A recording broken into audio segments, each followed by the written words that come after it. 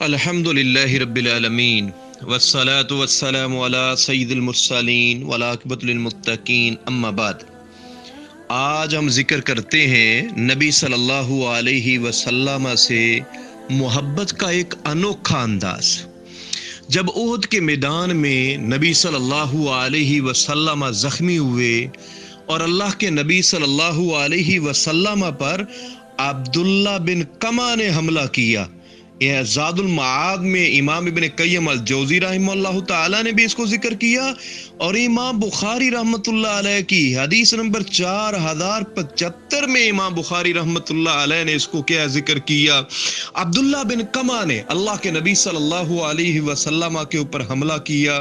جب تلوار کا وار کیا تو اللہ کے نبی صلی اللہ علیہ وسلم کی خود کی 2 کڑیاں آپ کی پیشانی کے اندر جو ہے وہ دھنس گئی۔ جب نبی صلی اللہ علیہ وسلم کی پیشانی میں دھنس گئی تو ابو بکر صدیق رضی اللہ تعالیٰ عنہ،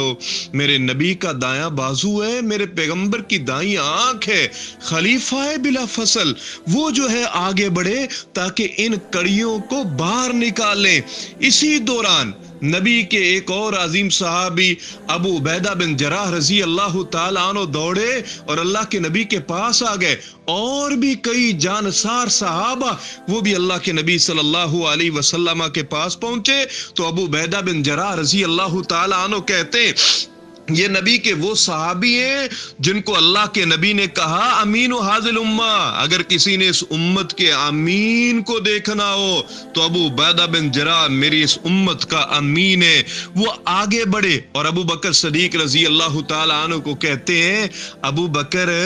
آپ کے پاس تو پہلے ہی بہت ساری سعادتیں جمع ہیں، اللہ کے لیے یہ سعادت مجھے لینے دو، میں پیغمبر کی پیشانی سے ان کڑیوں کو نکالتا ہوں، اور منت سماجت کی کہ ابو بکر آپ کے لیے تو ایک رات ہی کافی ہے، لیکن یہ سعادت میرے حصے میں آنے دو۔ ابو بکر صدیق رضی اللہ تعالیٰ عنہ مان گئے تو عبیدہ بن جراح رضی اللہ تعالیٰ عنہ نے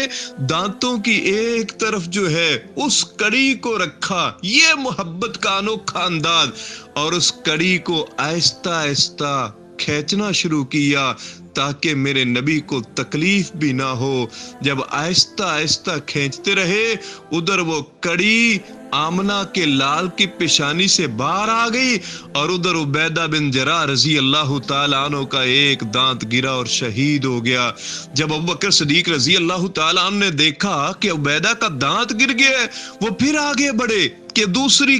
کڑی کو میں نکالتا ہوں، لیکن ابو عبیدہ بن جراح رضی اللہ تعالیٰ عنہ، یہ میرے نبی کے ساتھ محبت کا انداز تھا، پھر کہتے ہیں ابو بکر ٹھہر جاؤ، یہ کڑی بھی مجھے ہی نکالنے دو،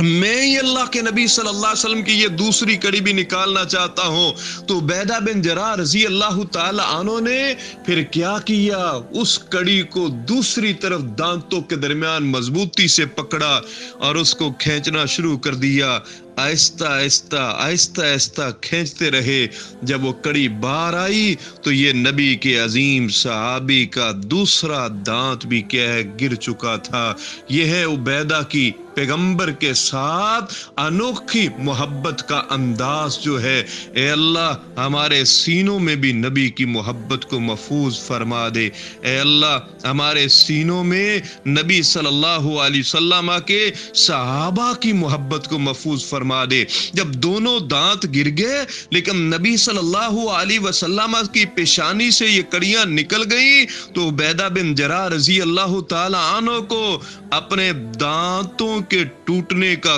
کوئی فکر اور پرواہ نہیں تھی، لیکن وہ سعادت پر پھولے بھی نہیں سماتے تھے، انتہائی خوش تھے، انتہائی خوش کہ میں نے وہ دونوں کڑیاں نکال دی ہیں۔